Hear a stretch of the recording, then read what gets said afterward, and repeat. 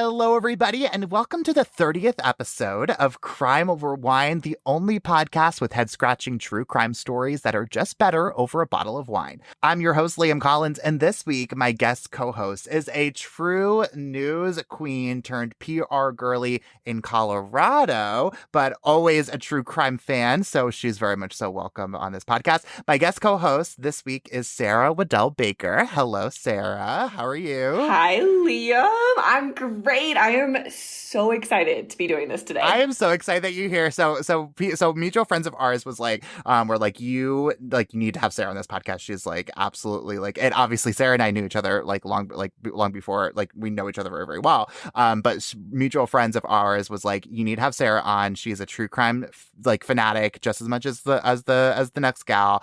And so I was like, oh, like, deal signed to delivered, like, sign her up. So I'm so excited to have you here too. Oh my gosh, I've been looking forward to this since the millisecond you asked me. Awesome. Well, let's do it. So Sarah and I first met at a TV station in Chattanooga. Now she's a communications manager for an affordable housing nonprofit in Colorado Springs. And she's also a photographer out there too. And y'all, she takes some really good pictures. So go check her out online right now.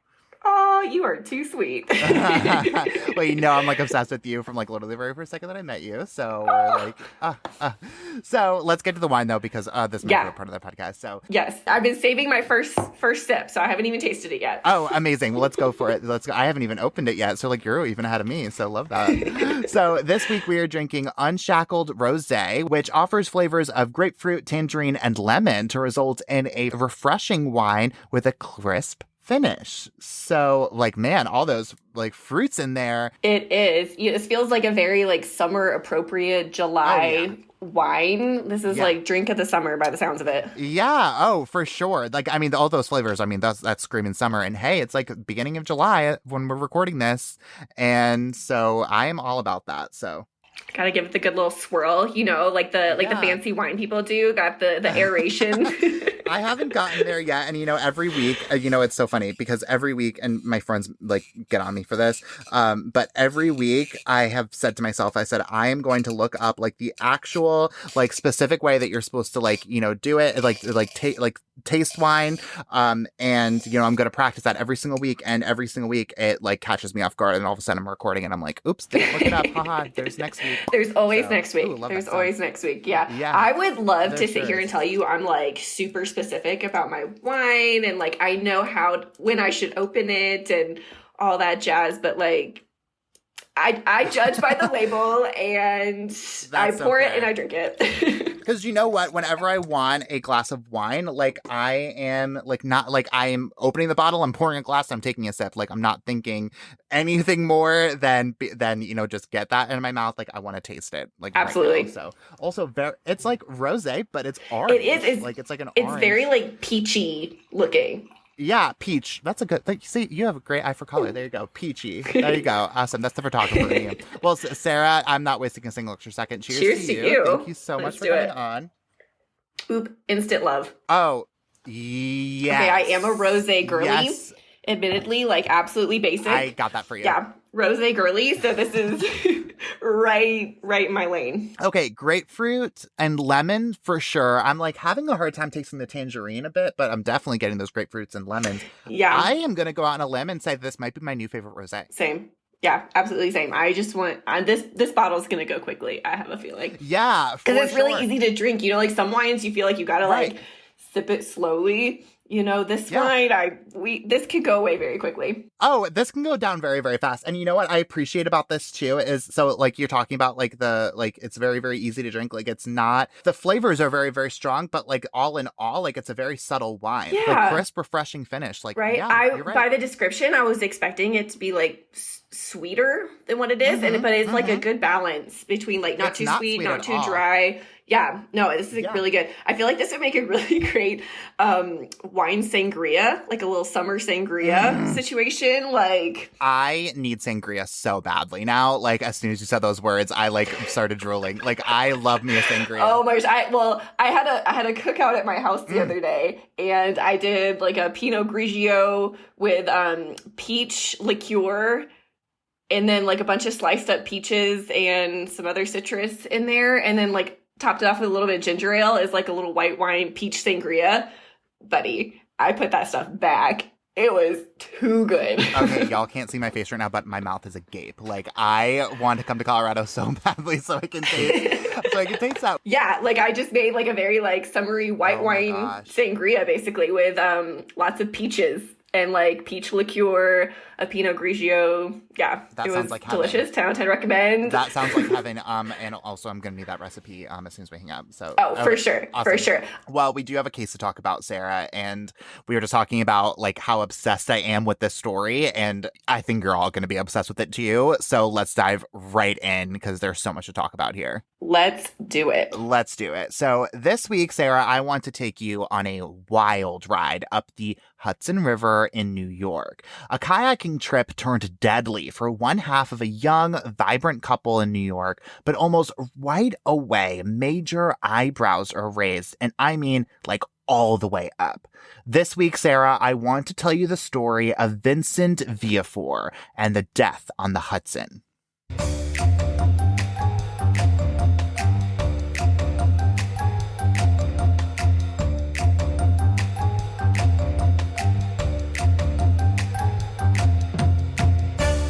Vincent Viafore met Angelika Graswald in 2013, and as their friends described it, it was love at first sight. The two immediately hit it off. They were both free spirits living life to the absolute fullest. On top of that, too, they had both been through it relationship-wise. They had both each been divorced twice. Angelika is an immigrant from Latvia. She moved to the U.S. in 2000 to take a nanny job, and for a greater opportunity, like a lot of people, she settled in New York's Hudson Valley and was madly in love with Vincent. She moved into his apartment in Poughkeepsie just 3 weeks after they started dating, and according to Vincent's friends, he fell for Angelika quickly too. He started talking about having kids with her when he had never, not once, expressed any sort of interest in having kids with anyone before. 5 months later, he proposed to her using an onion ring off of a hibachi grill. And, I do have to say that this is, I think, probably, the sum of all of their relationship as well as it could be, because they both seem to be people who didn't need the extravagance, and sure, being married and divorced twice, I'm sure takes a bit of the pressure off. But point being, they seemed like, the male and female version of each other. I mean, they were both free-spirited and so beyond ready to tackle the world together. I mean, yeah, they sound like fun. I mean, but it also sounds like very much like whirlwind romance. I mean, like, that's a pretty quick timeline. Oh, very, very fast. Yeah. And it, like, again, it also, like, brings me back to, like, okay, like, I'm sure, you fall in love once, you have the big wedding, like, whatever. You fall in love the second time, and you're like, okay, let's try this again. By the third time, you're just like, you know what? Like, the onion ring, I will take the onion ring and wear that to my deathbed. You know what I mean? So, that is kind of the vibe I get. And it's just kind of just like, at this point, they've seen it. They've been there, done that kind of thing. So let's just, like, this feels right. Let's just go for it. Like, let's not think too much about it. Right? I guess, if you know, you know. Yeah. If you know, you know. Well, on April 18th, 2015, Angelika and Vincent go to a party together at a friend's house. They were laughing, drinking, having a good time, and Vincent was this real, like, go-with-the-flow kind of dude. Friends say that he was really fun, outgoing, and generous, too. He had this nickname that people called him of Vinny Shots, because every time he would show up to a party or a gathering of some kind, everyone would call out for shots, and Vincent would be like the first person to the bottle. Vincent started convincing his friends and Angelika to go to a strip club that night, but Angelika started saying that she did not want to go, and after a bit of convincing, Vincent relents and lets the strip club idea go. But Angelika was really sick of that being Vincent's go-to. Every night out turned to a different bar, a different nightclub, or, again, a different strip club. She used to just go to spend time with Vincent, but by this point she was over that life and started to push back against Vincent's suggestions whenever he would make them. I'm gonna be so real right now. That sounds exhausting. Right. I mean, like, what are we, 20? No, absolutely not. Right. This just seemed like, especially, like, if that is, like, your thing, that, like, all you want to do is strip club, like, I don't know.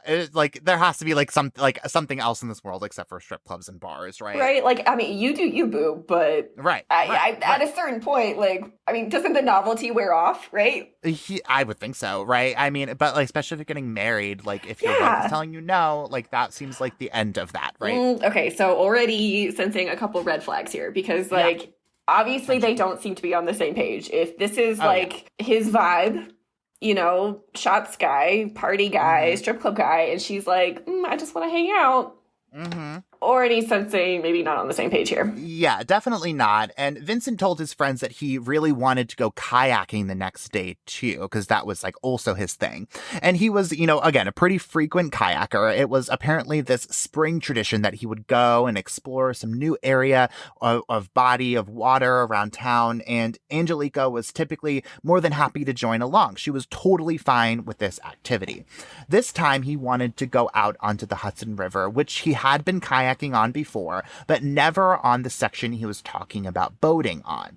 Vincent's friends were really skeptical about the couple going out on the river the next day. It was still warming up in New York, and the water was still really cold, and the wind was supposed to be really strong that day, so that was likely going to make the water extra choppy, and this is like a really big, strong body of water, like, no joke. Yeah, I mean, I've seen the Hudson River. I mean, I love kayaking. I go kayaking kind of a lot. That's one of my favorite things to do, but this does not sound like a good time to me. I mean, it's still cold. Yeah. That sounds like a hefty workout. So yeah, and the Hudson River is like a mile long for people who are like not like used to that. Like, it's a big river. Like, it's intense. And so, you know, as the boys are talking about the possibility of this kayaking trip, going back and forth and tossing back a few beers, it's getting later and later, and Angelika is ready to go home. But Vincent wants to stay out a bit more. This is really frustrating to Angelika, but eventually Vincent agrees to drive her home, and Angelika just is not sure if Vincent is okay to drive home, though, which starts to be a bit of an argument between the two of them, according to Angelika's recounts of events. The couple drives home, though, and they are made up by bedtime when Angelika says the two of them are snuggled up in the same bed, just as they always do. Everything's fine.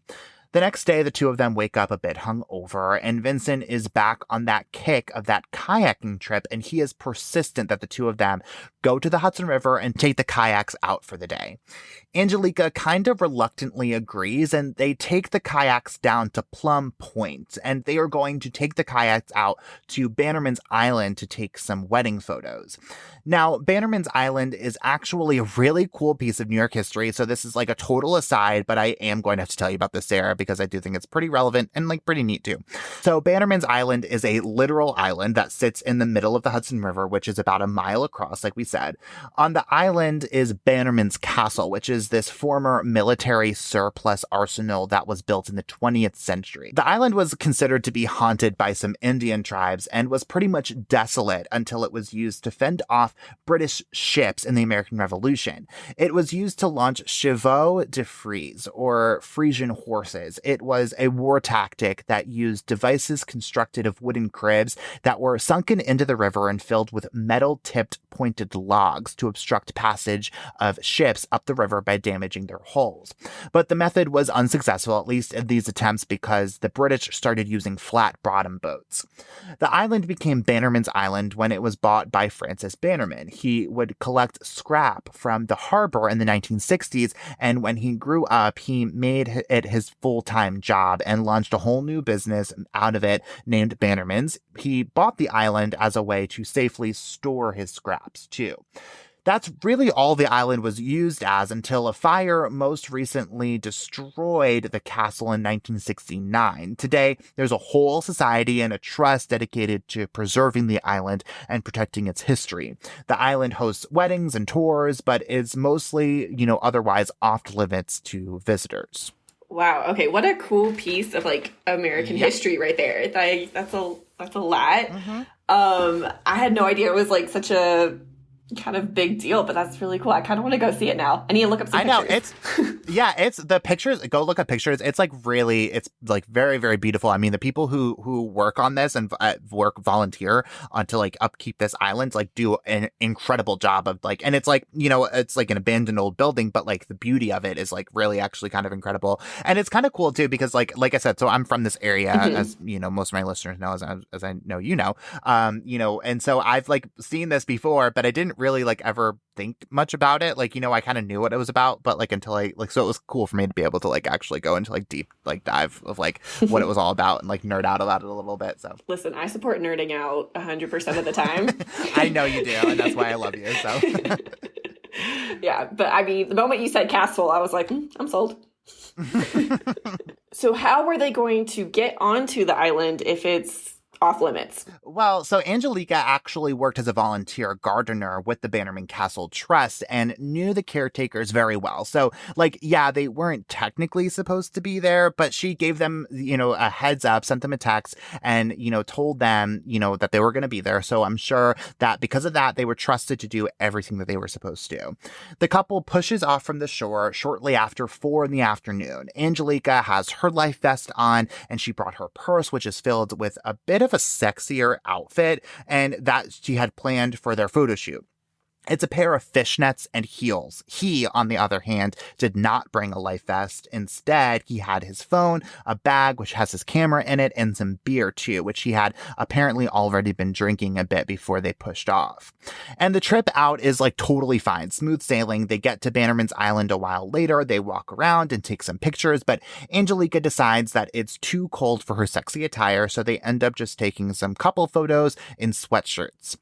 Angelika's friend actually has a house that overlooks Bannerman's Island, and she and her husband have a telescope that gives them a pretty clear view of the castle.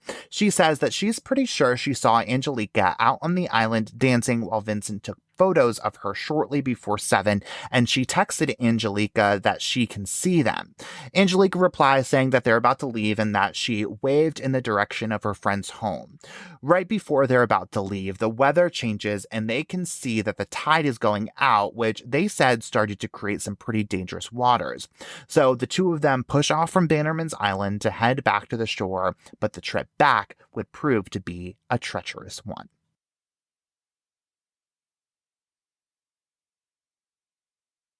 Angelika and Vincent take off onto what was a much different and angrier Hudson River than the one they had been on just a few hours earlier. The current was strong, pulling the contents of the Hudson down into the Atlantic Ocean, and the waves were getting higher and higher by the moment. The couple estimated that the waves reached at least 3 feet high as they tried to paddle back to safety. The sun was setting, the river was turning dark. The water was cold, frigid even. Experts would later estimate that it was mid-40 degrees Fahrenheit at the warmest, a temperature that would cause severe hypothermia within just 10 minutes. Oh gosh, that does not sound like a good time. No, scary. Was there another way off the island? I mean, if there's obviously, she's a volunteer gardener, I don't know. I feel like I would just be like, maybe we wait for someone else or wait for the next boat. Or I feel like I would be like, I'm going to chicken out. We'll find a different way home. Yeah, and I will say this island is like right smack in the middle of the river. Like it's not like, oh, you can just like go to like the other side of the river, like, whatever. And like there's not a whole lot of shade because it's like, again, destroyed building. Mm-hmm. So it's like, or cover, I guess I should say. So like when rain comes, like that's all that you're able to like, like you're either sitting there and like possibly getting struck by lightning or something, or you just like, kind of risk it, right? So it is kind of like a dicey situation. But again, I go back to like Vincent, like this adventure dude, right? Like he probably is just like, let's go, we'll be fine. Yeah, I mean? And, like, I can totally see that. Being in love, yeah, like it's just like sure, trust him. Like he's done this a bajillion times. Like let's just go and like let's just do it. So I guess that's where we're at. So okay, I mean, be adventurous, I guess. Yeah, right. Despite the water's danger, our fun-loving, adventure-seeking Vincent was absolutely living for the thrill of this ride. He was riding the waves easily and even yelled over to Angelika at one point, quote, "Baby, this is an adventure of a lifetime." But before she knew it, Angelika lost sight of Vincent. His kayak had flipped and sank, and he was in the water, struggling to keep up with the waves. He was clinging onto a seat cushion for dear life. Angelika took his paddle and says that she hooked it to her kayak, but he had lost grasp of that too. Quickly, the current had pulled him further and further south, while the waves had pushed her further and further north, and the last words she heard him scream were, quote, "Call 911. Tell me exactly what happened. We are kayaking. My fiance flipped over. He's in the water right now. Does he have a life vest on? Yeah, he has something that he's holding on to, but it's getting very bad. I don't see him anymore. Angelika. Angelika, can you hear me? Angelika, are you still with me? Okay, Angelika, can you hear me? Angelika.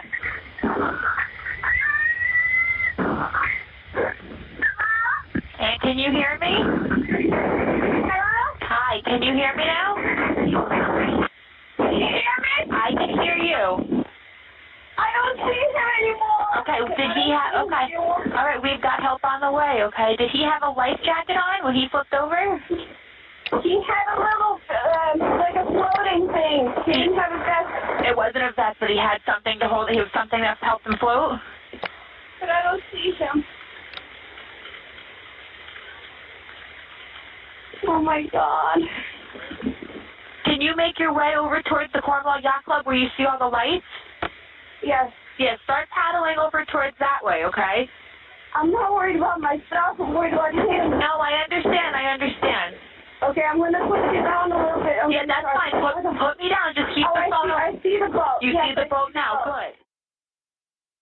I mean, you can hear, like, the wind. You can hear, like, she's panicking, you know, like, I can't even imagine. Like I said, I like to go kayaking. My husband and I go kayaking. If he just, like, flipped over and didn't come back up, I don't even know what I would do. Yeah. Like, jump in after him? I don't know. Yeah. But also, like, do we know what kind of kayaks they have? Because some kayaks are made to, like, flip over a little easier, and then, like, there's other ones that are, like, a little wider that are, like, they're kind of hard to flip. That's a great question, and we're gonna get there, so let's hold that thought, because I did all of my kayak research, unfortunately, because I knew nothing about kayaks. But yeah, I mean, my initial thoughts though, so just because here's where I'm at. So I'm out in the, I guess I'm wondering, what she thought that, this was going, the phone call, I guess, was going to accomplish. That's, and maybe she wasn't even thinking, maybe I'm, thinking way too much into this, but, because if you, sure, you call 911 and, you get into a car accident, you could say, yeah, I'm at the corner of, this street and this street, okay. But, how do you even describe, you're on a river, you're on the freaking Hudson? You know, I don't know, maybe you can say Bannerman's Island. I'm sure police know about that, but it just feels like a lot could go wrong, you know, in the process, and things can get misconstrued. So I don't know. I mean, that's totally fair, but also, what do you just what else are you gonna not do? Call for help either? Yeah. I mean, I feel like, you know, there's Coast Guard, or there's you know, emergency facilities that do have boats. Yeah, right. No, you're so right. And I mean, I feel like you could be okay, I feel like you could give them a good general vicinity. Yeah. Right. Yeah. You know, so I mean, what else was she supposed to do? I mean, even his last words were call 911. I mean, if I'm in a panicking situation, even if it's not helpful, what else? Yeah, what else are you gonna do? Do? I mean, the other option is get to shore and then call 911. Maybe, you know, sure. Right. By which point you already know it's too late. It's over. You know. Yeah. And I will say she does sound very, you said, the wind's going and there's a whole lot going on. I also picture myself in that type of situation too, where it's I'm waves are crashing and all this stuff, and I don't even really know if I'm gonna be able to call 911. You know what I mean? But I'm also not, and I've been kayaking maybe 3 times in my entire life, and so I am not experienced kayaker at all, so maybe she's done it more, but I don't know, that was just where my mind was. And she does, clearly there's so much going on, right? And clearly the waves are crashing, she can't really hear her maybe probably super well because of that. And you heard that point in the middle where where the telecommunicator was can you hear me, and she wasn't answering, and then she finally did. And so just, I think there's just so much going on in this moment, right? I think that's the point of this. So Yeah. I also thought it was interesting that the 911 operator was like, I don't know, usually it's like stay put is the advice. I feel like usually it's like, okay, stay there, we'll send somebody. But the person on 911 was like, no, paddle towards the country club or whatever it was, So like that's also interesting because like if you think about it, if you are sending out like a boat, like emergency response, like wouldn't you want to like have kind of like an exact like where they are spot? So if the moment she starts paddling off somewhere else, like I feel like that just made the search more difficult in a way. Yeah, that's a really good point. I never thought about it like that because like you said, like, so if you say, I'm like right here, you can probably ping the phone to like exactly where they are. And then you know exactly where Vincent went under. But also too, I guess where my brain also goes is like, she's in danger too, right? If he goes under, so like it probably is like, just get her to shore as quickly as possible. And that was probably the best case scenario. Maybe, but like, I mean, that also makes sense. Yeah, but I don't know. Yeah, I kind of go back and forth. I can go either way on that. So yeah. I also, I feel like had my partner just flipped and gone over it, I don't see him, I don't want to paddle away. Yeah. I feel like would be my response. I would be like, no, I'm not moving until I find him, Yeah. Or until someone comes here to help me find him. And she was just like, okay, I'll start paddling away. Yeah. And then I wonder too, if she was just like, not like, if she kind of knew that it was kind of pointless at that point, maybe a little bit. I don't know. Who knows? It's hard. Yeah. I guess it's like impossible to know like what's going through someone's mind in that kind of situation. Yeah. We can do all the speculation and like, well, I would in that situation, but like we never actually know. Hopefully we never will know either, right? Exactly. Well, and that's why I always like, like to bring up these 911 calls because I think it's like the closest that you can get to someone's like state of mind, but because like, I mean, that's like the most raw reaction you're going to get. So.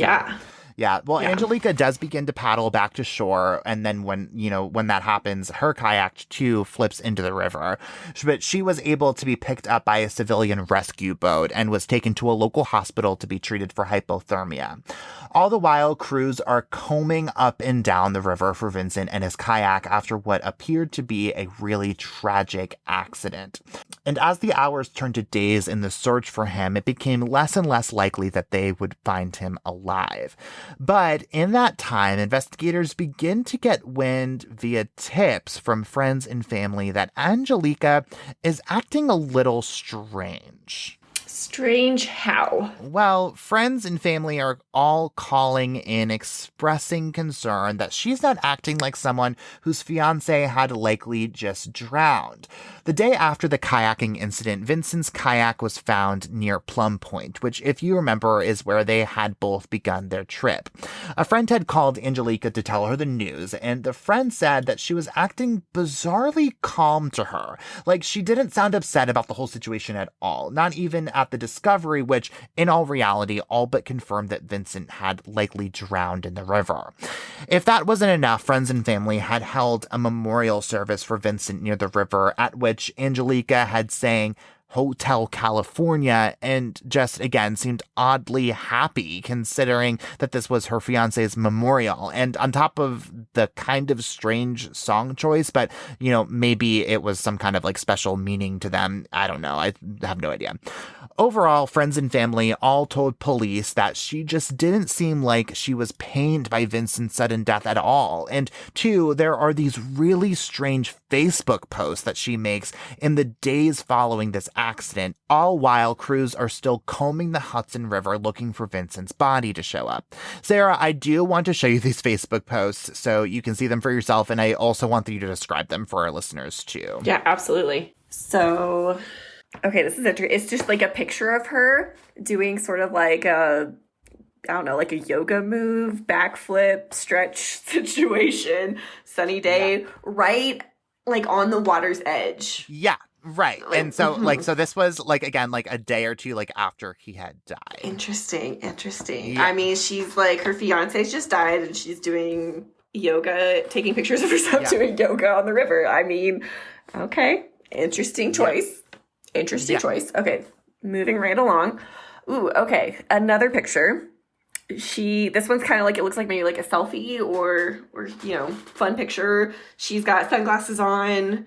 a cigar in her mouth. Looks like she's taking a shot of some sort of alcohol. Looks like some sort of like backyard party, maybe. Mm-hmm. Yeah. Yeah. Right. Yeah. It looks like they're all like hanging out in the backyard. Like she looks like drunk, frankly. I mean, oh yeah, like, she absolutely, no, you don't strike that kind of pose unless you've already had a couple of those shots. Yeah. Well, and again, true that. But like, and also too, like, again, like this is just a few days after this whole accident. I don't know when this photo was taken, but like the posts were made like a few days after this. And so, yeah, it's just odd. And like, again, too, like there are like people in the background. And so like, you can tell that it is like, again, like you said, like some sort of barbecue party, whatever. You know what? Maybe benefit of the doubt. Maybe she's just like drinking her sorrows. True. Well, and like, believe me, like I would be drinking all the wine if I went through what she went through. But like, I'm just like, it's just weird to like, again, it's like okay to like do all this, but like it's just weird to post it on Facebook. It is, in my opinion. It is weird to post on Facebook. I mean, even if you're trying to just like get out of your head or stop being so sad or like whatever the deal is, and you're like, let me go do some meditative yoga by the river, or let me go have a backyard party. Like, maybe keep that off social media. Yeah. You know, just like as a general level of respect. I don't know. Yeah, right. Well, because like most of her friends, I'm assuming, like know Vincent, right? So it's just weird, but I don't know. Okay. I mean, okay. There's one more. Okay, so like the third post is the video of her, and she's like doing a cartwheel and like what looks her backyard or a park or something. Friend is cheering her on. I mean, great form, but maybe not the right time and place. Yeah, I don't like, and again, like it's like, you know, normal activity is like if this is like how you're coping with this whole thing, like okay, but it's weird to post it on Facebook. Like that's my opinion. Yeah. And so, and like again, I say all like because we've talked about this before on this podcast. Like everyone copes differently, and like you can't like take one set of rules and like put it to every different situation of like this is how I would be acting or this is how I would not be acting, right? Because you don't know, like you don't know what like who like even if you're in that exact same situation, you may behave like totally different from the person who from Angelika, right? But again, it's just weird. It's just weird. Like it just feels very disrespectful considering that people are literally still out there like looking for your husband for your fiance like in the river. Yeah, like his body still isn't turned up. Yeah, as someone who works in PR, not a great move PR wise. No, that's what I'm saying. Yeah, for sure. And then, so there's also one more post too, which I have to tell you about also, which I haven't been able to actually find, so I didn't send it to you. Okay. But apparently, according to like multiple different media outlets, there was also one additional post where it was like a selfie of her kayaking, and the caption said, "Guess I should have paddled harder." Oh my. Yeah. Okay, I said there was already some red flags at the beginning of this. The red flags are piling up. I really wanted to be like, benefit of the doubt, you know, you never know what's happening, but like, little sus. And I don't know like what does that mean? Right, like her? I should have paddled harder? Is that what it said? I should have paddled harder? Yeah, like paddled harder to save him? Maybe, but like what would that have really? I have no idea. I mean, maybe weird. I don't know. Again, that's weird. Like, yeah, and that's like a weird like coping thing because if like you're really like taking all of this to heart and like thinking that you're responsible for all of this, like again, why are you posting this on Facebook? Like it just doesn't. I don't know. And everyone's different. Like, I know people who post literally every single one of their thoughts on Facebook. And, like, maybe she's one of these people. Yeah. We all have those Facebook friends, yeah. Yeah. And, like, also, too, like, they're, like, and, like, that's not mean to be clear. Like, you can be, like, I'm very private on Facebook. But, like, I also think, too, like, she's from Latvia. And so, like maybe, like, it's a little bit of, like, the harder exterior of, like, you know, Eastern Europe coming out of her a bit. Just, like, cultural differences. Yeah, cultural differences. Veneer, I don't know. But, like, still, like, it just, I can't imagine any culture that, like, I should have paddled harder. This is how you mourn. Yeah. I don't know. And again, so it's all just, like you said, totally up to, like, a whole bunch of red flags here. Yeah. But, Later, though, Angelika does say that these posts were her trying to cope with her fiance's sudden passing. She said that she was trying to portray to the world that she was okay, when in reality, she wasn't at all. She was a total wreck. On top of those really bizarre posts, investigators start hearing some truly unsettling things about what was really happening in Angelika and Vincent's relationship. For starters, some friends tell police that Vincent had recently expressed some reservations about going through with their wedding. 2 weeks before the kayaking incident, Vincent had told his friends that he had been expressing some doubt about their relationship and really just saying that he wasn't totally sure if they were going to work out. But the friends also say that they worked through that problem and he had changed his mind about where their relationship was heading not long after he had sent that text to them. Yeah, but like, even if you sent that text, the thought was there, right? So even if you changed your mind back, like, if those, I don't know, hesitations, those questions are there in the first place, like, probably shouldn't be getting married. Yeah, true. And I don't know, like, what those hesitations were about. Maybe it was just, like, kind of what we were talking about before about, like, their lifestyles were clearly going in, like, two different directions. Like, maybe he was, like, more so, like, leaning toward the, like, maybe I'll just be single, like, just live bachelor lifestyle kind of thing. And she was the opposite. And, and both of those things are okay. Like, if that's what you want to do, like, okay, sure, go for it. But it just, it's giving trouble in paradise, right? Especially like in hindsight, like knowing what happens to Vincent, like those kinds of texts are concerning. Well, yeah, and especially, I mean, if you think about like the timeline of their relationship, like very quick, right? Like 5 months later, they're already engaged. Right. I mean, I'm not saying you can't meet the love of your life and be completely committed and get married 5 months later, like, and it not work out. But like, it is a little fast, right? Like, also considering they've had like multiple marriages before, like maybe it's just like she's ready to settle down, and he has proven through the last relationship that like he's just not there yet. Right. Yeah. Right. Yeah. Fair. Or like at the very least, like change his mind on where he wanted to be there. Yeah. Right. And so it's also, I think, like really notable to point out here, like it's just very, very different from like the picture of that we are painted of Vincent and Angelika, right? Of like, how quickly they fell in love, of how, hard they fell in love with each other, of how, like they were these like matched together of like this free spirit. And then all of a sudden, like, behind the scenes, like people are starting to say like, no. Like, they had like these very real problems and like we're like trying to work through them. And then all of a sudden he died. Right. And like Angelika was the only person there. Yeah. So. Yeah, definitely not on the same page. No. And now, if all of that didn't raise enough eyebrows, police start to get wind of a really strong motive for why Angelika may have wanted to get rid of Vincent. And yeah, it is exactly what all of my crime vineyard is thinking right now. Angelika had been named as the beneficiary of 2 massive life insurance policies, which would have meant that she would have been awarded a whopping, get this, Sarah, $250,000 if Vincent had died. Okay, I know the viewers can't see my face, but like, it's kind of like, it's always the life insurance policy. It's always the life insurance policy. You're so right about that. It's always the life insurance policy. But like, come on. I mean, I know $250,000 is a lot of money, undeniable. Like a life-changing amount of money, right? But like, is it enough to kill over? Yeah. Well, and like, again, like I say this every single time we talk about life insurance on this podcast, like you murdered that person and like you don't get a penny of this, right? Like just to be clear, like, so it's just such a huge risk in my head. And so that to me almost like leans into like she didn't do it category.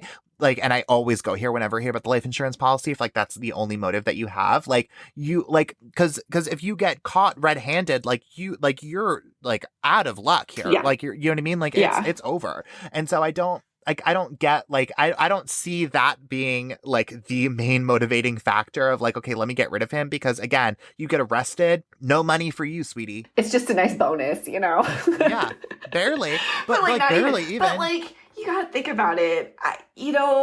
A life insurance policy, again, benefit of the doubt, right? Because she's innocent until proven guilty. So, like, let's just, there's nothing inherently wrong with having a life insurance policy on your partner, your husband, your wife, future husband and wife, whatever. Sure. But, like, I don't know, maybe it's just because we all have listened to so many of these crime stories where it's like it's always the spouse, it's always the life insurance policy. I mean, I just finished your episode on the antifreeze killer. Oh yeah, where it was she just wanted that payout, right?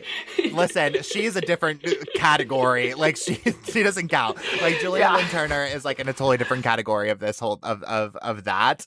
But and like to be fair too, like she got away with it at least once, right? And like almost got away with it twice. Yeah. So but like also too like with Angelika like the fact like my red flag comes from like the fact that they first of all weren't even married and she was already named in this life insurance policy. Yeah. And second of all, like it happened so quickly. Like again, like we were talking about like 5 months, but like it's still like it's not that long. Married. It can't be like it's not that long. It's not, you're not even married yet. Right. It can't be long enough to be to be like, yes, if I die, like you are going to get all of my money. Like, you know, like it can't be that long. No, absolutely not. Because you would think like if he had like some sort of life insurance policy at this rate, it probably would have still been like his ex-wife or something, you know? And maybe a mom, like, yeah.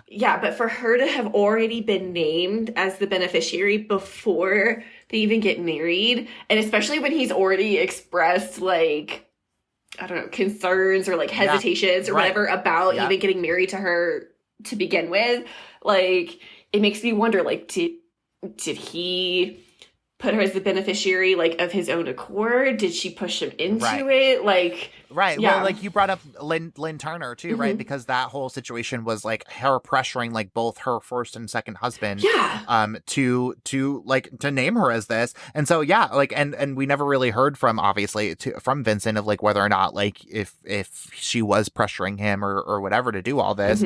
So, like, maybe it's possible. Maybe she was, like, you know, I kind of want the, you know, it, just in case. You know what I mean? Like, you know, just in case you, like, drown in a river somewhere. Like, you know, like. But, you know, like, also, she's probably like, ooh, I don't know. You're, like, super adventurous. You might actually die. Like, yeah, you never know. Well, no, that's possible. You never know, I guess. It's possible. But I want to be okay. Yeah. You know, now, that's some really strong motive, right? And, you know, the behavior is just not adding up here at all. But after all, as far as anyone else was aware, Vincent's death, or at least presumed death, because again, Vincent has not been found anywhere at this point, was simply an accident. The perfect combination of poor judgment on Vincent's part for not bringing a life jacket, plus him drinking that day, and the weather suddenly turning. Plus, kayaking experts say that Vincent's kayak was really more meant for larger ponds, not strong rivers like the Hudson at all. It all resulted in this deadly incident and a total and tragic accident. Like I said, I'm not that I'm a kayaking expert by any means, but, you know, I do kayak kind of a lot, and it's like there's kind of two main types of kayaks, and like one of them is like wider set, deeper set, like very much meant for, like you said, ponds or lakes, still waters, very, very, very slow moving rivers. But then there's also like the white water kayaks that are like a little bit smaller. They're meant for like flipping over easy, you know, because once you're like caught in the, like the rapids, you know, you want to be able to like be able to get back under. Right. So if it does flip over, you're like, those are meant to like hold you in, flip over, keep you in. Are there straps?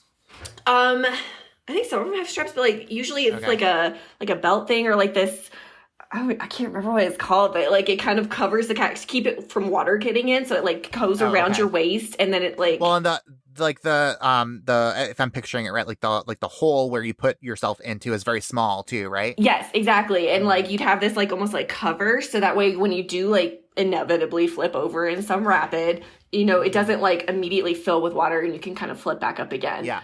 So I'm picturing like the kind of kayak that he's in is more of like the first one I said, you know, where it's a little bit wider, but like, you know, those are like for still water. Like those are like very chill kayaks, right? But like once you flip, like they're harder to flip over, but like once they do flip over, like they are nearly impossible to get to upright. Yeah. And like I said, so it sounded like they were very much so used to you know, kayaking in larger ponds, in lakes, that kind of thing, right? So like it definitely, and if they're saying it's not the right kayak, it probably sounds like what you're describing there, the wider one. I mean, I've seen pictures, so like everyone can go look it up for themselves if someone's kayak expert is out there, like, listening to this, like, you can go see it for yourself and know exactly what we're talking about. But it definitely, from the pictures I've seen, it sounds more so, like, it's not super wide, but it's definitely wider than what I'm picturing about, like, what you're saying about the kayak that's, like, super, like, thin and like easy to flip over.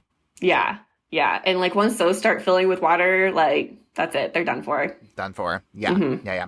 But something just isn't sitting right with investigators at this point. It just seems like if all of this was a total and sudden tragic accident, Angelika would surely be a little more upset about it. No, plus they had clearly been having some issues, and Angelika surely benefited from this whole thing. So this incident just felt like it was possibly the perfect crime. So investigators go back to Vincent's kayak and they notice a small detail that may have resulted in Vincent's death.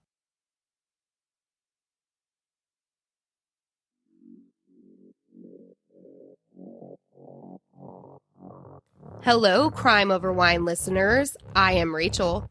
And I'm Heather. We are the hosts of Like Mother, Like Murder. We bring you the good, the badass, and the crime.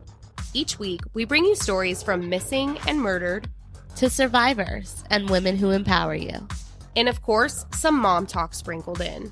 Check us out wherever you get your podcasts at Like Mother, Like Murder. And give us a follow on social media so that we can say hi. Okay, love you, bye. Okay, love you, bye.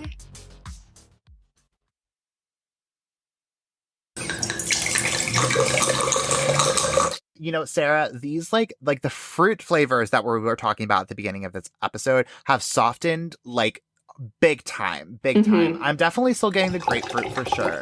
And the tangerine, actually, now that I think about it, is coming out a good bit too. But what are you thinking? I feel like the tangerine is still pretty soft. I feel like if you didn't say tangerine, I don't know if I would have picked it up immediately. I do get kind of lemony though. You know? Yeah, I definitely get lemon for sure. I definitely feel like, but it's all like coming together very, very nicely. Like the more that it's out and about, like I'm like, listen, I said, like, I went out on the limb before. I will go out on this limb again. This is my new favorite rosé. I will be drinking this all summer long. Oh, hands down. Me too. Here we go. Nice, like, swishing sound effect.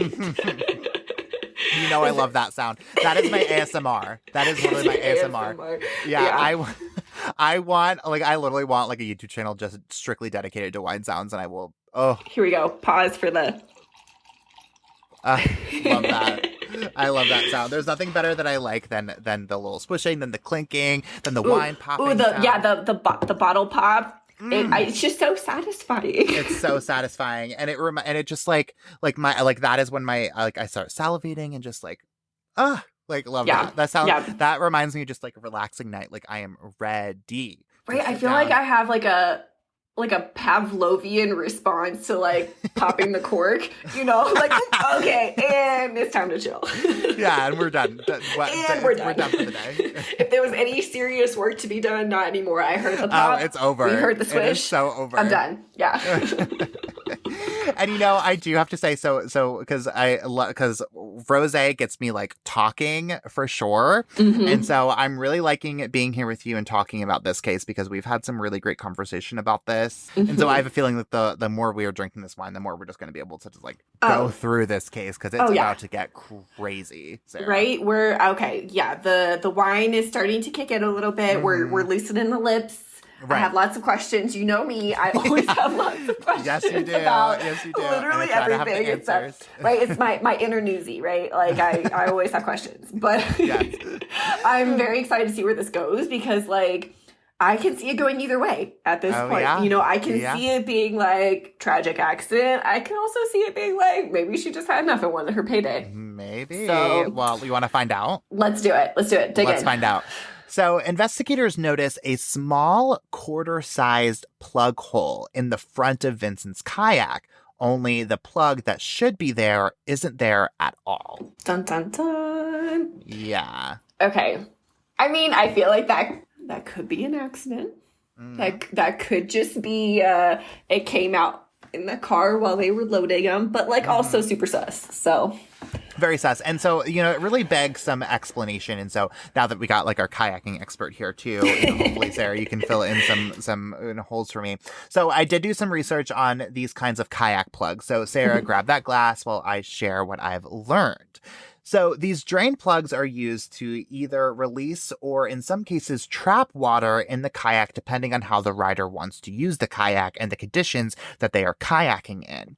According to Bending Branches, these drain plugs are meant to give some structural integrity to the kayak. In particular, the drain plug on Vincent's kayak is on the top, meaning that if water gets into the boat, the rider would just have to flip it over to get water out. Now, to me, a total non-kayaker, it may seem a bit counterintuitive to say that you can actually operate the kayak either plugged or unplugged, but it's true. When it's plugged, the kayak sits higher up, helping you paddle faster. But when it's unplugged, you sit lower to the water, making for a better workout and actually helping you paddle better in bad weather, especially when it's windy. If you unplug the kayak in strong winds, it means there is less boat to be moved around and it gives you more control. What are the odds that they actually knew that information? Probably very low. Okay. Yeah, you're probably very, very right about that. That's a really great point. I doubt that they knew any of that. Yeah. So. I mean, I also think I'm trying to think of my kayak now, where like the plug on mine, like I usually just use it like if I do have water in my kayak, usually it's not a lot, but like kind of like right before I'm putting it back on the car, about to put it away or whatever, you just kind of take the plug out, you like put it up on its kind of tippy top side, and then kind of drain what's there.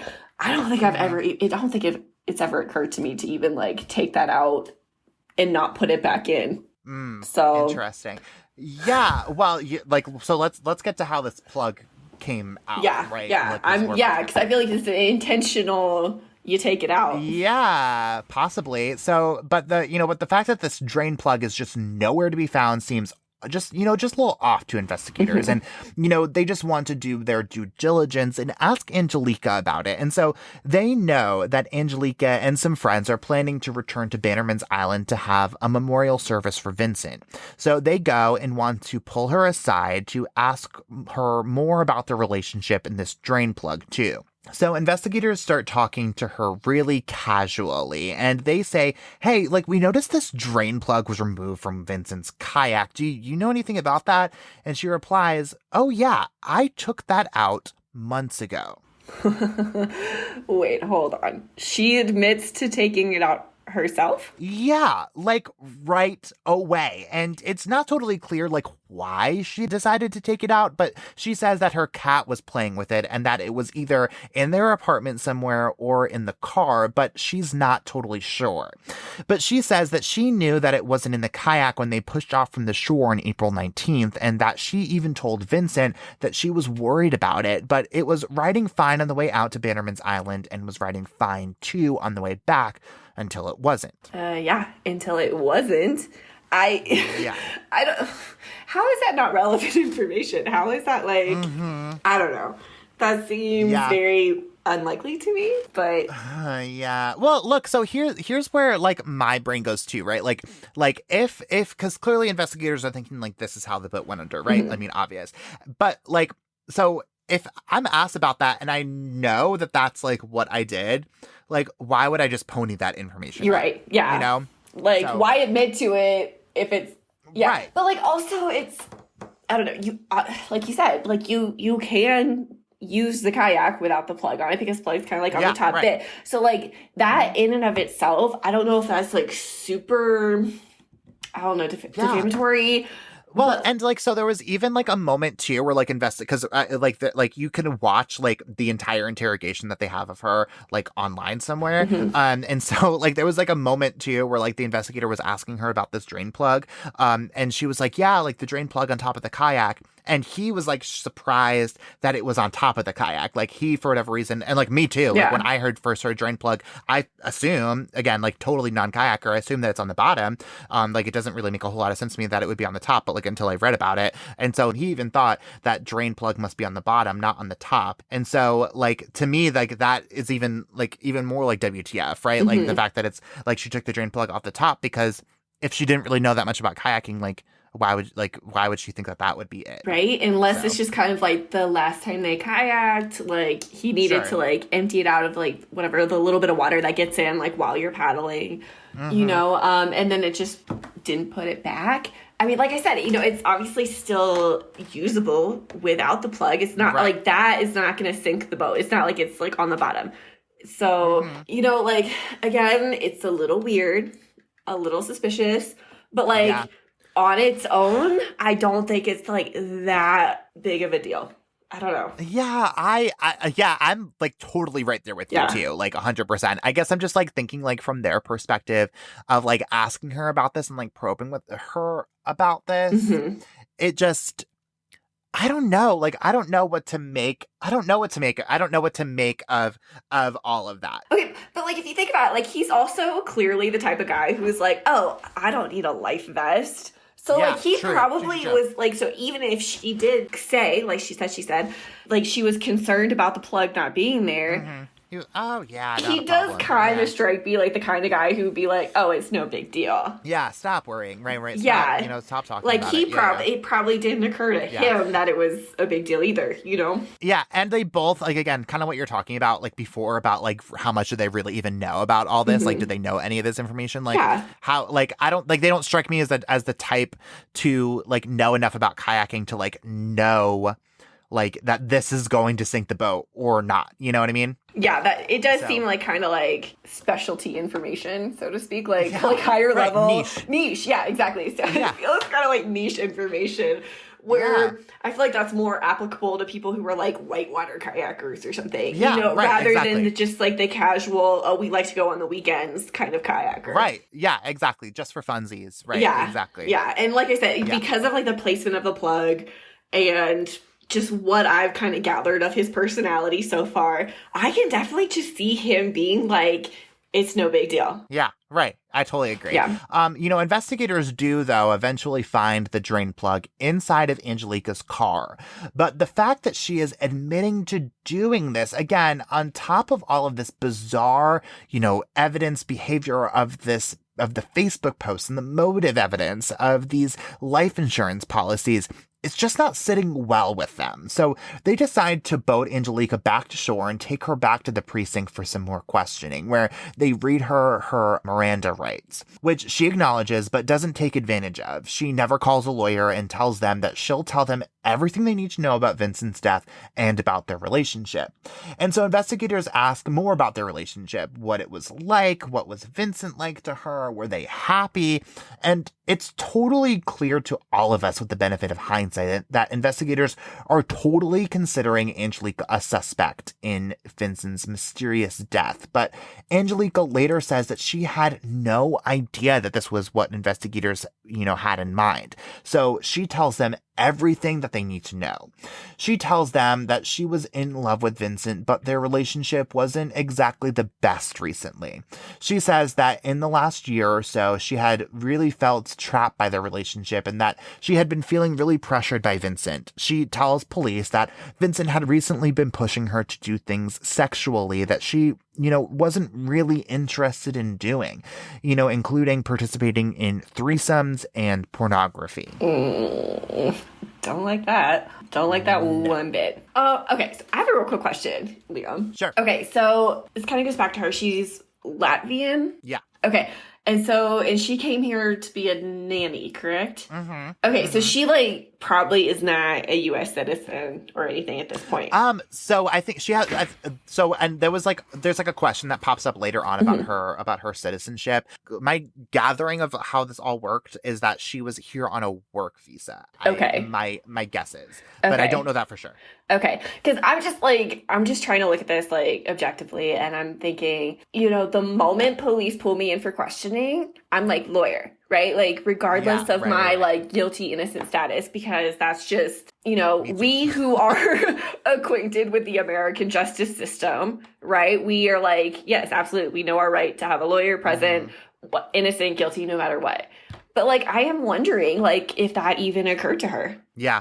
Yeah. And you know what, too? So exactly to your point, like you and I know enough about all this stuff to know, like, no way, no how. Even if I know I didn't do a darn thing, there's no way I'm getting questioned by the police without a lawyer. Oh, absolutely which, like, not. Yeah. Might make me look guilty, but like, I don't really care. Like, I'd rather, like have someone there with me to like, to advocate for me and, like make sure I know my legal rights and all that stuff. And so point being is she probably doesn't know any of that. Like she probably I doesn't. wouldn't think so.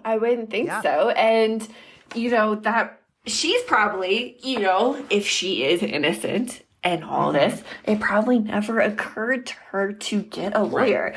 Right. But but also if she's guilty, she's probably like, oh, if I get a lawyer, maybe it makes me look guiltier. Yeah. Probably. So like I can see that going either way. Yeah. And like too, like as like the person who is closest to this person, right? You want to be as forthcoming as possible so that way they can, get what they need, right? So that way they can, close this whole thing, find Vincent, for the love of God. Yeah. And you want to be as open and honest as possible. And so, yeah, like you were saying, maybe getting a lawyer hinders that, it takes an extra 30 minutes to get the lawyer there. And so therefore that is 30 less minutes that that people are out there looking for Vincent. And so, yeah, you're probably right. She probably was in her head was probably just like, yep, let's just do this. I'll tell you exactly what you need to know and we can move on from this. Right. Because like, despite her like Facebook posts and, supposed like weird behavior and everything. Like it does sound like she's being very like cooperative with police. Like it does sound like she's like, I'll answer any of your questions. And very upfront about, like I took the drain. She sounds pretty upfront. Yeah. And even with like the admitting this like stuff about like, their sexual relationship and like not being on the same page. Like, why would you admit to there being any issues in the relationship if you were guilty? Because like if you're trying to cover your own ass, like why would you be like, oh yeah, we were having issues in our relationship? That doesn't make any sense to me. Right, exactly. Those are and in all these cases where I think about like the Michael Peterson stuff. It was episode 19 of this podcast, like when they were looking around on his past and they like came across on his computer like all of this like bombshell evidence of him hiring male prostitutes and stuff. Like that was not something that he ponied up to police by any means. And she's just like laying it out on the table. Yep, I took the drain plug out. Like, yep, we were having problems. He wanted me to have threesomes. I didn't want to do it. And like that so it's like where else do you have to look? You know what I mean? It's like it feels like every time that like someone's guilty, like they have to get that information elsewhere and not from like the actual freaking person. Yeah. So. Like I don't know, it just seems like maybe like family and friends are like, they've just experienced this terrible loss and they need someone to like blame for it. True. And she's obviously the easiest target with quote unquote motive.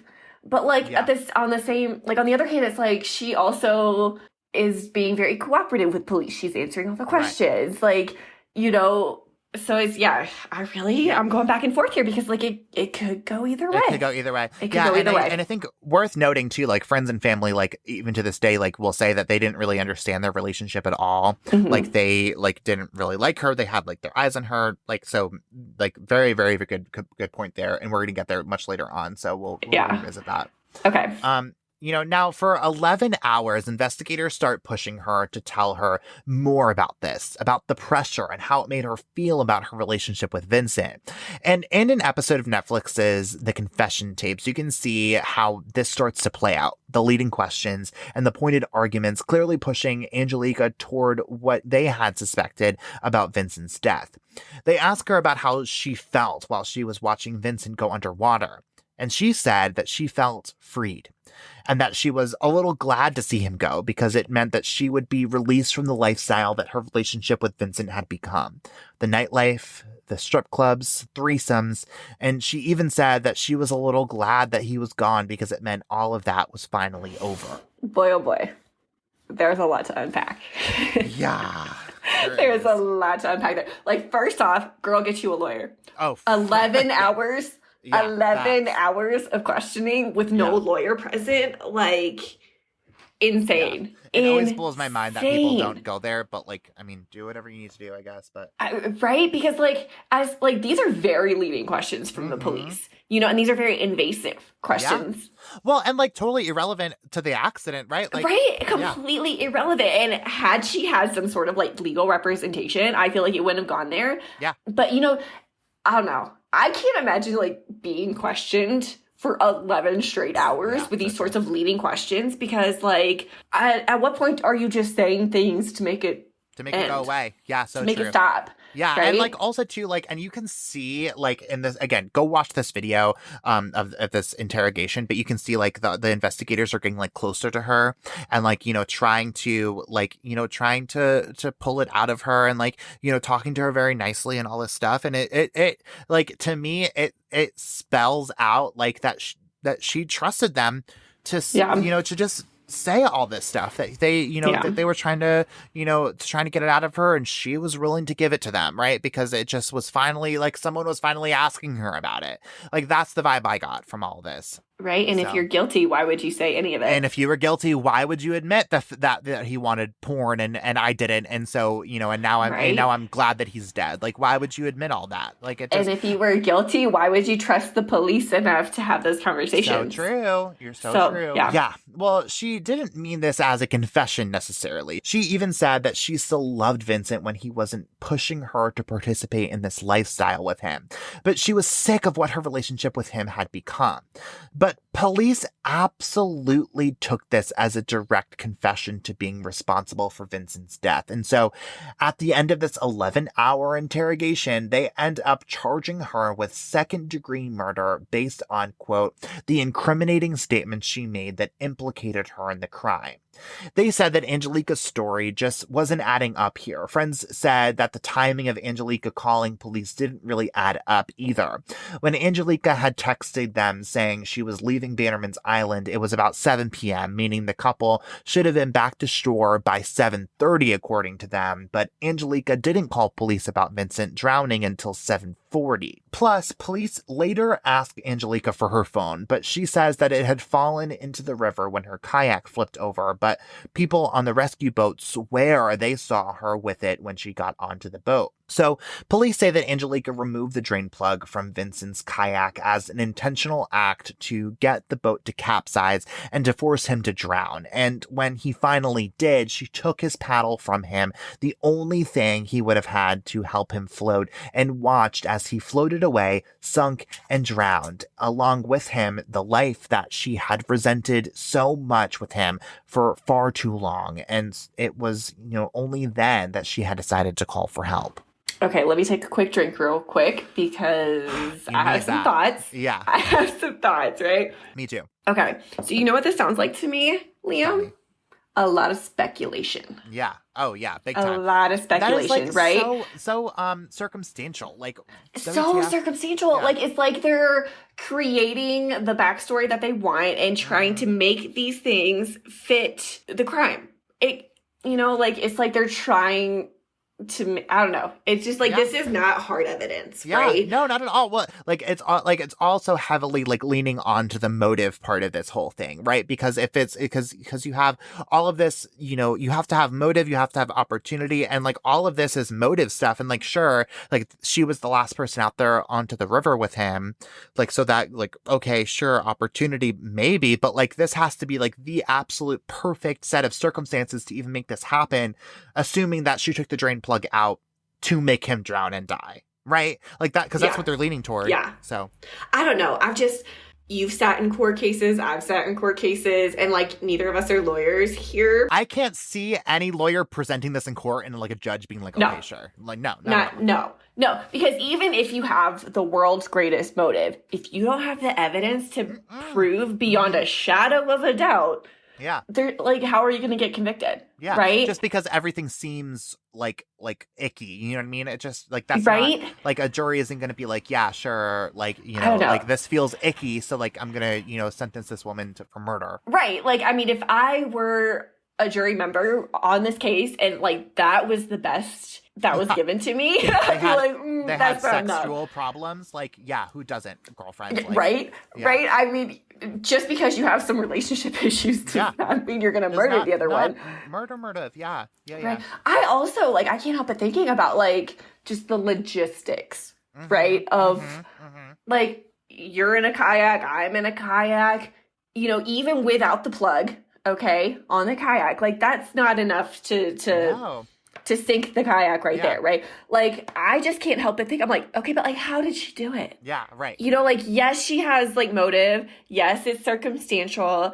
You know, there's all these other things where like, okay, maybe there's like lots of red flags, but like, until I understand the logistics of like how she, from her kayak, flipped him over. Right. Yeah. I'm just not seeing it yet. No, not at all. But, you know, as for, you know, Vincent's friends and family, though, you know, they were really angry by Angelika's arrest. Not because they thought that she was innocent by any means, though. It was because they knew that she was guilty. His family was convinced that Angelika sabotaged his kayak to profit financially from his death. The couple's friends turned on Angelika and said that her actions were strange and incriminating. All the while, however, Angelika insists that she is innocent and that she loved Vincent despite the flaws in their relationship, and she didn't mean to kill him. She pleads not guilty to his murder and is held on a $9 million bond. A judge decides that she is a flight risk, considering that she is a Latvian immigrant. All the while, search crews are combing through the Hudson River looking for Vincent's body. His mother tells Netflix's The Confession tapes that they ended up pulling 5 bodies out of the Hudson River during their search, which, listen, like, I've lived just a few miles from the Hudson River for like 18 years, and like, maybe I like subconsciously knew that there like maybe a person or two who like drowned in the river, but the fact that they happened across 5 people while searching for someone entirely different is absolutely baffling to me. Oh my God, my eyeballs are like saucers right now. You said 5 people they weren't even looking for. Oh my gosh. Okay, so that's like 5 other investigations that need to be happening right now. I know. I know. I have so, and like, this is like her like guesstimate, to be fair. I haven't seen like an exact like police number of like how many people, but like, again, the fact that they like happened across, like, I'm assuming it was at least 2 or 3. Like, if she's estimating it was 5, like 5 people. They again, like, I need to go down a whole different rabbit hole about all of that.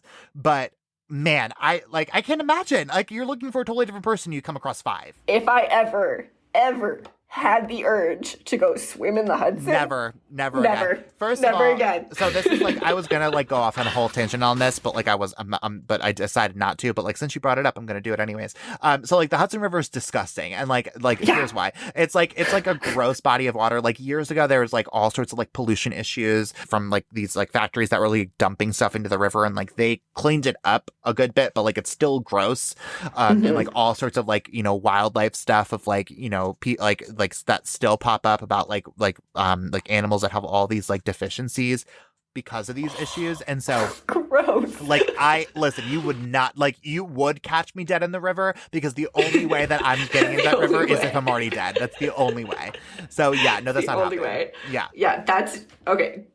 Disgusting. Yeah, absolutely. But like disgusting. any body of water too, like, because again, like we did like the bodies in like meat episode, and like that is like a happening, like, you know, it's like summer, you know, place, right? And like, I'm reading all about like people who are getting discovered in the Chicago River now, and I'm like, I never want to like touch a body of water ever again, because who knows what kind of decaying bodies are oh my gosh, I have always had something like this weird, like, as much as I love kayaking and love swimming and love like water, like bodies of water where like I just can't see through. Yeah. You know, like when you look down, you can't see anything. Like that freaks me out. And you know what too? Because like I went to the aquarium, the Chattanooga Aquarium, the Tennessee Aquarium. This podcast is not sponsored by the Tennessee Aquarium, but if they want to, like, they definitely can. If they want to, yes, please. If you want to, I love the aquarium. It's so cool. It's so cool. But like, I saw like the animals that are in the Tennessee River, and that was like, nope, not doing that ever again. I'm not doing that. The size of some of those catfish around the dams. Have you seen them? No, I haven't seen them in person, but like, I've seen like, again, like in the aquarium, like I am like, nope, like I'm not doing that. Yeah, aquarium's good enough. They're behind glass, right? Yeah, like that's good for me. Not happening across that in the body of water, like without any sort of escape. But let's reel it back in and go back into Vincent, because man, Also, $9 million bond. Yeah, that's insane. That seems a little dramatic, but whatever. It seems a bit much to me, but again, not well. A But lawyer, then maybe like the more my brain goes to is that $250,000 life insurance policy. Like it takes time to get that, sure, but like maybe that's what they're thinking of. Like, okay, let's just make sure that she doesn't accumulate money from this, right? And I mean, I guess she is the flight risk because she is. Sure. She can hop on a plane and head back to Latvia, and I don't know what the extradition policies are there, but probably not great. That's my guess. Probably not great. So yeah. Well, Vincent's mom says that these discoveries were truly devastating to the family because every time that they heard the news that someone was pulled out of the river, their hearts stopped. They held their breath and they waited to find out if it was Vincent, but it wasn't. Until May 23rd, 2015, when his body was found by a boater about a mile downstream from Bannerman's Island. Apparently, they should be combing this river for bodies just like a little more regularly. That's what I'm saying. Yeah, I do agree with that. But also, too, like that where my brain goes to is like, so a mile downstream is not that far. That's really not that far because also if you think about it, like how fast that river was going, it was stormy, like high flow, high tide. Yeah, and that's not that far. Like it's not that far at all, and it is like a month out too. So like maybe it's like okay, maybe it went downstream and like back upstream like a couple times. Like sure, but still, like it makes me wonder like how hard were they really looking for Vincent if they only found him a mile away from where he died, or like where? Also, it wasn't them; it was like a boater, right? That's what you said, right? Yeah, exactly. So it wasn't even like it was the police that found him or the search and rescue. It was a boater. Also, that poor boater. He probably had like nightmares for weeks. Yeah, I know. That's like one of my biggest fears is like finding a body. Same. Like I can't handle that. Would no, thank you. Not for me. Not for me. But like my heart does go out to his mom though, because like that's hard. That does have to be really hard. You're thinking about like, at this point it's a body, not a recovery. Mm-hmm. Right? And so every time it's like you just want the body back. Like assumed all the time, like like 99% sure, like when it's 100%, like that's like really hard to swallow. Yeah. And so like I can see, like I can't even imagine it. Like as the mother, you're like, is this gonna be my boy? No. Yeah. Is this my son? No. Right. Is this my son? Right. No. Like that. Like I can't even imagine. I don't even want to imagine because that's awful. Yeah, it is. Yeah. Well, Vincent's autopsy determined that he did indeed die by drowning and that he had a blood alcohol content of just 0.06, which is considered to be impaired by New York state law, but not that high that you would think that would be like the thing to be like the major cause of your death, right? And the manner of death is something, truly baffling to me. So listen to this, Sarah. The medical examiner rules that Vincent's death was a homicide, noting in the autopsy that the drain plug on the kayak was removed, which led to his death. That's a big jump. That's so presumptuous. Yeah. That's so presumptuous. Okay, but we've already talked about, like, the plug is on the top of the kayak. Right. Like, it's not like there's this gaping hole in the bottom of his boat. Right, exactly. Well, and so like where my brain goes to is like from a medical examiner perspective, like that's not your fucking job. Like no, absolutely not. Yeah. Like your job is like he died by drowning. Right. End of story. That's it, right? Which like screams undetermined to me, in my opinion. Yeah. Right? Because again, drowning, you can just as likely drown by accident as drown by homicide. Mm-hmm. So like that's a police declaration, not a medical examiner declaration. So like that's so strange to me that they would be like, oh yeah, it's because of the plug. But I'm like, the plug is like this big, like it's like an inch, right? Like it's tiny. But like regardless of like whether it was like this big or like freaking ginormous, like that it's not the medical examiner's call. It's not your medical medical examiner's job to make that decision, like to make that call. Like it is strictly just what evidence is found on the body and at the scene that leads you to believe of what the cause of death is, what kind of injuries on the body, that kind of thing. It has nothing to do with this freaking kayak, which, by the way, was discovered like a month ago. So, yeah. So, like, also, like, okay, if this person was stabbed, okay, homicide. Okay, if this person was, like, shot, okay, homicide.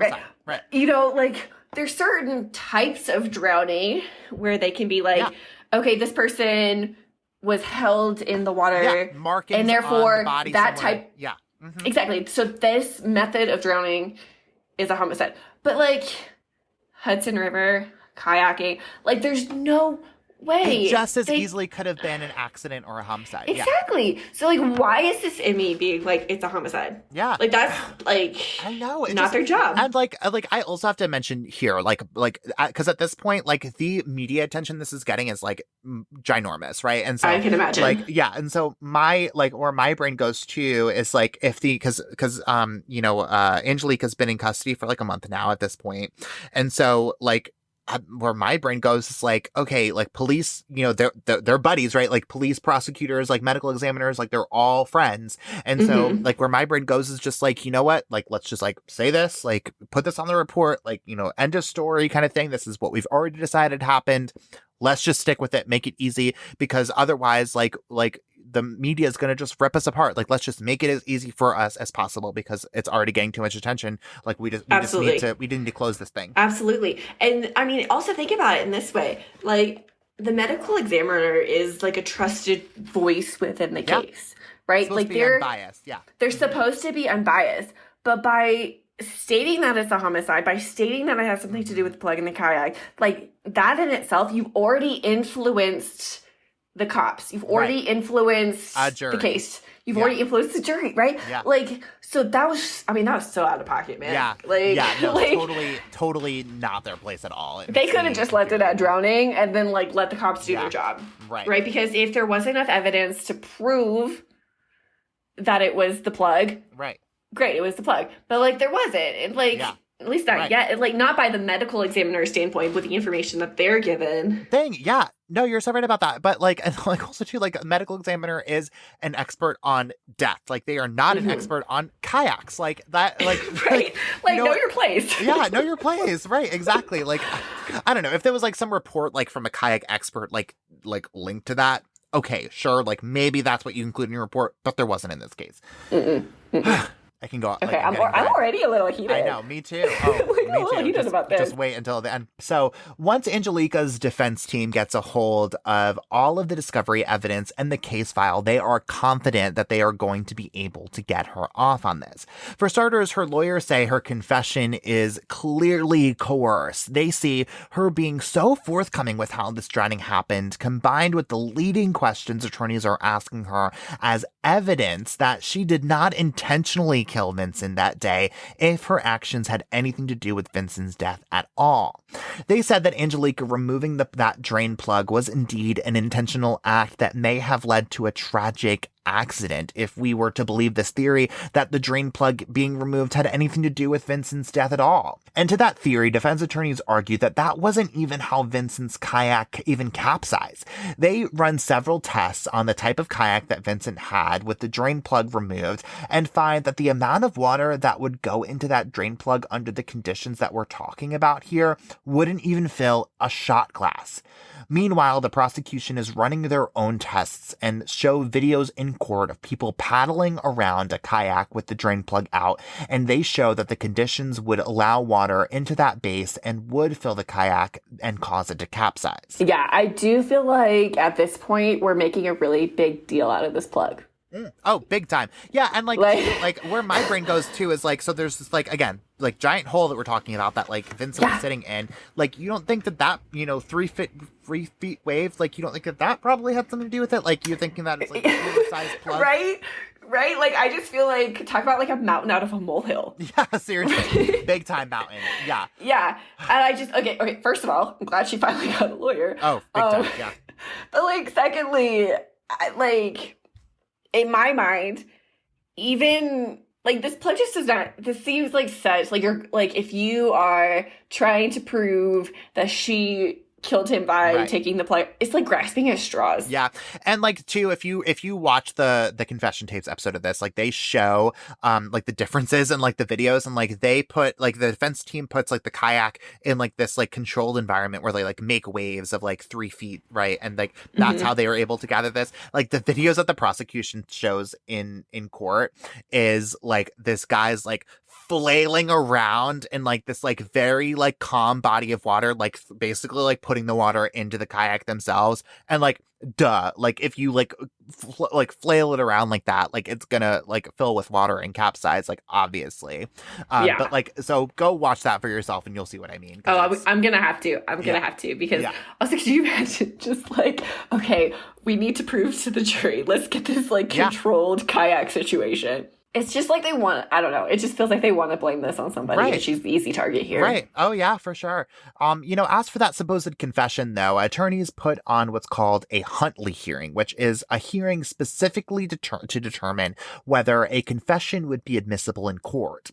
At the end of that 5-day hearing, a judge ends up ruling that the jury would hear that confession. A Huntley hearing? How common are Huntley hearings? Because, like, I feel like this is the first I'm hearing about it, and I feel like I know, maybe not everything, obviously, but, like, I know more than the average person about court proceedings, and I just feel like this is not something that's, like, an average type of hearing. Yeah, it's definitely, again, it's specifically for confession, so it's specifically whether or not, like, if somebody's, like, contesting their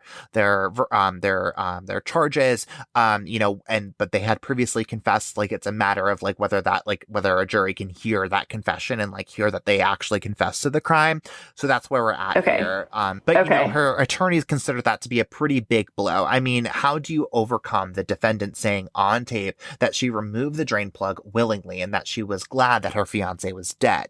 So just 3 weeks before Angelika is set to go to trial, she decides that she is going to take a deal.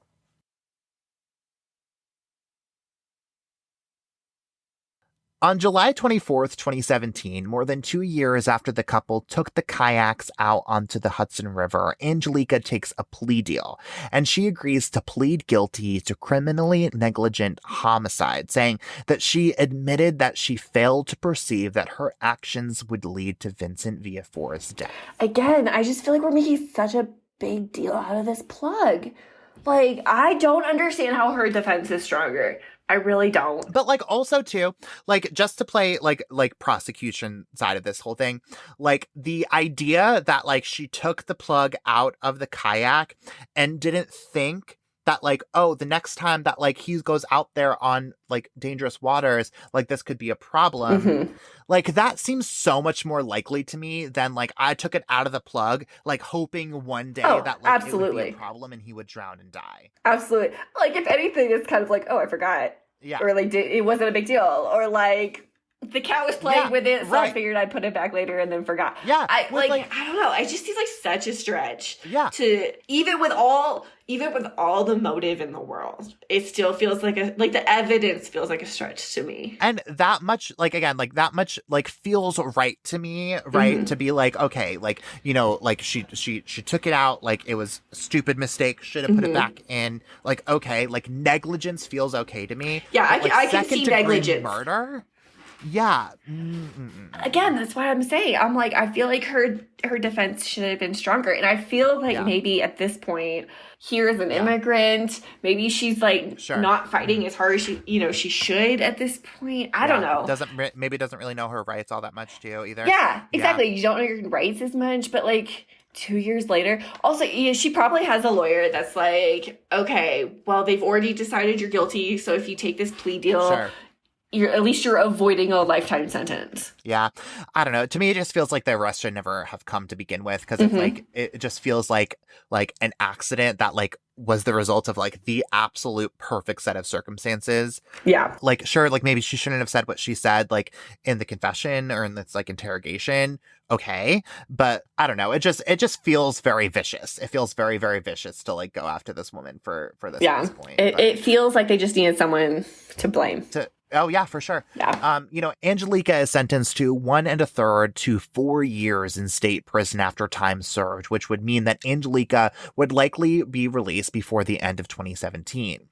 As for Vincent's family, they say that the deal is bittersweet because, yes, she'll be, punished for the crime that they are convinced she committed, but they don't think it was long enough of a sentence for her costing Vincent his life. The district attorney later tells reporters that not going to trial was the best option for everyone, adding that he believes it would have, been very difficult to prove to a jury that Angelika intended to kill Vincent and that none of the statements that she gave to police was a direct confession of intentional murder. Sarah, I'm hoping you're going to be able to read the statement that he gives to reporters after the sentencing. Okay, I'm half a bottle of wine in, so let's hope I can read. Okay. Unlike shooting or stabbing someone with a knife, removing a plug would only cause the death when combined with a number of other factors such as water temperature, wind, as well as the state of the victim. He was not wearing a life jacket or a wetsuit. Also, alcohol was present. I don't know. I feel like when they say that not going to trial is better for everyone, everyone except her. Right, exactly. Yeah, I totally agree with that. Yeah, and again, so like difficult to prove to a jury that Angelika intended to kill Vincent, and it's like okay, so then why did you charge her with a crime that would have forced you to prove that that she intended to do that? Like, I don't know. Yeah, exactly. That's why when they say it's better for everyone right. Except her. Except her. Yeah, exactly. I mean, but also too, I always go back to the fact that juries are super unpredictable, right? So it could just be I think about Darlie Routier with her. It seemed like everything was should have gone her way, right? Yeah. But the fact that she the jury, from the get-go, looked at her as this bimbo mom, right? And wanted to put her away for that reason, pretty much. And so maybe that was, kind of the same deal here. Yeah, I guess. I don't know. It's possible. It could have happened. And so I kind of take the gamble of okay, if I just take this deal, I'm out within 6 months kind of thing. Yeah. Okay. Try make the best of the worst case scenario. Right. Versus 25 to life, right? Yeah, exactly. Yeah. Right. But I also see if I am Vincent's mom, if I'm his family, if I'm his closest friends, and you're thinking that, you've got it in your mind that this is homicide, this is not an accident. You want to see someone punished. Yeah. So I can see where, his family is coming from, but from objectively speaking, I don't know. And so often in these types of situations too, the family is so tied to the prosecution, to the police at this point. They've had multiple different meetings, they trust them. And so at this point, toward the at this point where we are, I'm sure they were all aboard the guilty train because because that is all that they were talking about. Oh, yeah. And so regardless of how that all played out, so I don't know. How do you even go through with charges if the family's not on board too? So right, and how if you're, again, I keep going back to if I am this guy's mom, if I'm this guy's family, if I'm his best friend, right? There's no way you can't think of this without emotion attached to it. Oh yeah. If this were my son, this were my best friend, you can't be impartial. Yeah. You can't be unemotional about it. And so all is that homegirl's in handcuffs. Yeah, yeah. Mm-hmm. Exactly. You're looking for someone to blame. And if she's not acting the part of the grief-stricken, widow, basically, right. She's the perfect target. But that doesn't hold up in court. This is why we have juries. Yeah. This is why we have trials. This is why we depend on evidence, because you can't make these decisions of guilt based strictly on emotion. Yeah. Yeah. And too, I just keep going back to the fact that okay, sure, if she took the drain plug out and really wanted with the intention of I'm going to kill this man, it seems that is such a stretch to the point of because again, these circumstances have to be absolutely perfect, which is where we were at on the Hudson River that day, right?